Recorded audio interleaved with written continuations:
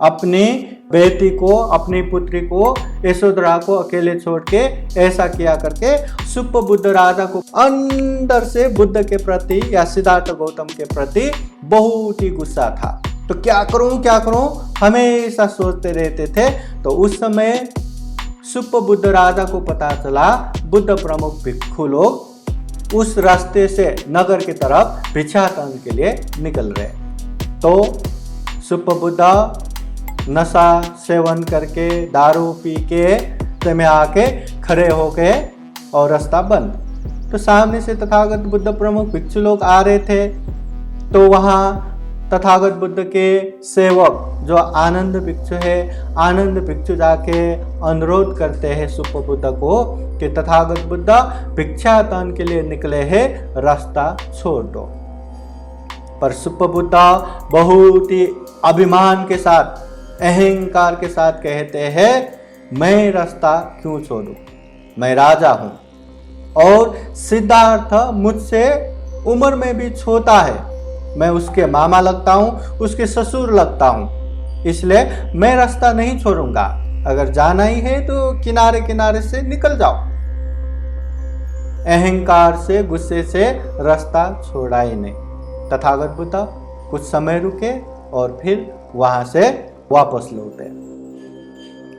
लौटते समय थोड़ा आगे बढ़ने के बाद तथागत बुद्ध कुछ खांसने जैसा करने लगे। तो आनंद भिक्षु को पता चला कि तथागत बुद्ध कुछ कहना चाहते हैं। आनंद तथागत बुद्ध के पास जाके पूछते हैं, ओ भगवान क्या हुआ? तथागत बुद्ध कहते हैं कि सुप्पबुद्ध ने बहुत बड़ा अकुशल कर्म किया, तथागत बुद्ध की राह को रोक दिया, वो भी चेतना से। मतलब ये ऐसे रोकना ही है करके राह ही रोक दिया। मतलब जो भिक्षाटन के लिए बहुत बड़ा बाधा बन गया, बुद्ध के लिए जो द्वेष के साथ, क्रोध के साथ अकुशल कर्म किया, ये बहुत बड़ा पाप है। अभी इस पाप का विपाक इतना भयंकर आएगा कि 7 दिन के अंदर सुप्पबुद्ध जमीन के नीचे धंस के मर जाएगा। तथागत बुद्ध के राह रोकना इतना बड़ा पाप है, इतना अकुशल कर्म है। अभी वो पाप से नहीं बच सकता, वो मृत्यु से नहीं बच सकता। 7 दिन के अंदर जमीन के नीचे धंस के उसका मरना निश्चित है। तथागत बुद्ध आनंद भिक्षु को ऐसे बातें बता रहे थे। उधर सुप्पबुद्ध जब देखा तथागत बुद्ध प्रमुख भिक्षु लोग वापस जा रहे, उसको मन में शांति नहीं मिला। उसने तुरंत अपना एक गुप्तचर को भी पीछे पीछे भेजा था कि जाओ, तथागत बुद्ध क्या कहते हैं, मेरा बदनामी करते हैं या मुझे भला बुरा कहते हैं, क्या कहते हैं, जाओ, पीछे पीछे भेज दिया था। जब वो गुप्तचर ने सुना कि तथागत बुद्ध ने सुप्पबुद्ध का पाप बहुत बड़ा है, उस पाप से नहीं बच सकता, 7 दिन के अंदर जमीन के नीचे धंस के मरना तय है, तो ये बात गुप्तचर ने राजा सुप्पबुद्ध को सुनाया। ये सुन के राजा सुप्पबुद्ध को लगा, मैं जमीन के नीचे धंस के मरूंगा। उसके अंदर तो अहंकार चल रहा था। तो उसने सोचा, मैं कैसे मरूंगा, देखता हूं, मैं 7 दिन में अपने आप को खूब संभाल के, खूब बचा के रखूंगा, मरूंगा नहीं। और 7 दिन के बाद तथागत बुद्ध उनके इस तरह बदनाम करूंगा, इस तरह असत्य बोलते हैं करके बदनाम करूंगा, धज्जियां उड़ाऊंगा। चलो करके वो सुप्पबुद्ध वहां से अपने दरबार में वापस गए। और वहां जो सबसे बड़ा जो महल है 7 माले का, तो राजा सुप्पबुद्ध वो महल के 7 माले के ऊपर ही बैठे रहे। उसने वहीं जो जितना सब कुछ जो चाहिए था, सारे चीज वहीं बंदोबस्त कर दिया। उसको नीचे जाने की जरूरत ही नहीं पड़े, जमीन की तरफ जाने की जरूरत ही नहीं पड़े, क्योंकि जमीन के नीचे धंस के मरना है ना, तो जमीन में रहूंगा ही नहीं। ये 7 दिन में जमीन में अपना कदम ही नहीं रखूंगा। तो 7 दिन तक ऊपर रखने के लिए सारा बंदोबस्त कर दिया। जो भी आवश्यक चीजें वो सब वहीं पे रख दिया।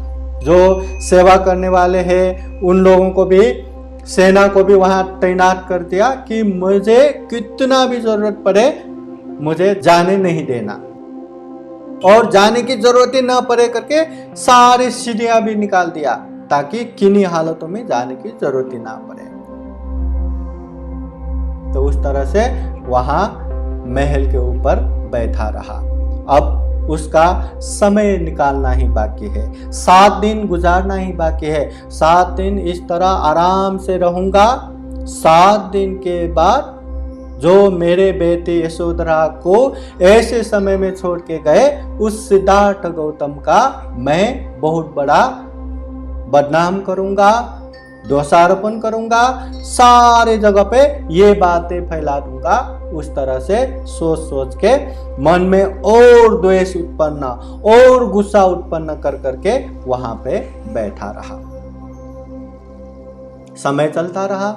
1 दिन, 2 दिन, 3 दिन, 4 दिन, 5 दिन, 6 दिन, 7 दिन। अभी वही 7वां दिन निकालना था, मगर 7वें दिन में क्या हुआ, वहां राजा सुप्पबुद्ध का जो विशेष घोड़ा था वो अपने मालक को 7 दिन तक ना देखकर बहुत ही बिचकने लगे, बहुत ही व्याकुल होके यहाँ वहां लात मार के इधर उधर चलने लगे। पहले भी जब राजा सुप्पबुद्ध कहीं भी जाते थे या उसको ना देखते तो घोड़ा वैसा ही करता था, पर उस समय वो राजा सुप्पबुद्ध उसके पास भी जाके उसको थोड़ा भी प्यार से सामने भी बैठते तो घोड़ा आराम से बैठते थे, राजा का विशेष घोड़ा। तो उस समय भी इतना वो घोड़ा चलने लगा, बिचकने लगा, यहाँ वहां लाते मार के अपने मालिक को ढूंढने लगा। तो ये बातें धीरे धीरे राजा के कानों में पहुंच गया। जब राजा को पता चला, सुप्पबुद्ध को पता चला, अरे मेरे घोड़ा, मेरा प्रिय घोड़ा, हाँ मुझे ना देखकर ऐसे करने लगा, उसको दूसरे कोई भी चीज याद नहीं रहा कि अपने घोड़े के पास जल्दी से जल्दी पहुंचना है, उसे शांत करना है। उसमें अंदर से इतना ताकत आया जैसा हो गया, वो वहां से उठ के भागने लगा, और भागा भी ऐसे कि कोई सेना भी उसे ना रोक पाया। बस वही दुर्घटना घटी कि वो ऐसे भाग के वो गया कि वहां तो सीढ़ियां भी नहीं था, और ऐसे ऊपर से नीचे 7 माले से नीचे गिर के जमीन के नीचे धंस के उसका मृत्यु हो गया। जब ये बातें भिक्षु लोगों ने सुना, जब तथागत बुद्ध कौशल देश के राजधानी श्रावस्ती में जो अनाथ पिंडिक महाजन ने बनाया हुआ जेतवन बुद्ध विहार, वो बुद्ध विहार में रह रहे थे, तब भिक्षु लोग एक वो हॉल है धम्म हॉल, वहां बैठ के जमा होके अनेक अनेक चर्चाएं करते थे, अनेक अनेक छलफल करते थे। तो वहां भिक्षु लोग चर्चाएं करने लगे, छलफल करने लगे, अरे सुना राजा सुप्पबुद्ध का ऐसा ऐसा हुआ, 7वें दिन में उसका मृत्यु हो गया। तब तथागत बुद्ध ने वहां पहुंच के भिक्षु लोगों को गाथा द्वारा उपदेश देते हैं, न अंत लिखे न समुद्र मध्य न पब्बतानं विवरं पविसा। कोई भी ऐसी जगह नहीं है, जमीन में भी नहीं है, पानी में भी नहीं है, आकाश में भी नहीं है। अगर कोई मरने वाला हो, अगर कोई मृत्यु होने वाला हो और वो मृत्यु से बचने के लिए जमीन में, आकाश में, पानी के नीचे छुप के बैठते हैं तो भी नहीं बच सकता, उसका मरना तय है। तथागत बुद्ध ने ये उपदेश राजा सुप्पबुद्ध के संदर्भ में ये बताते हैं। साधु साधु साधु।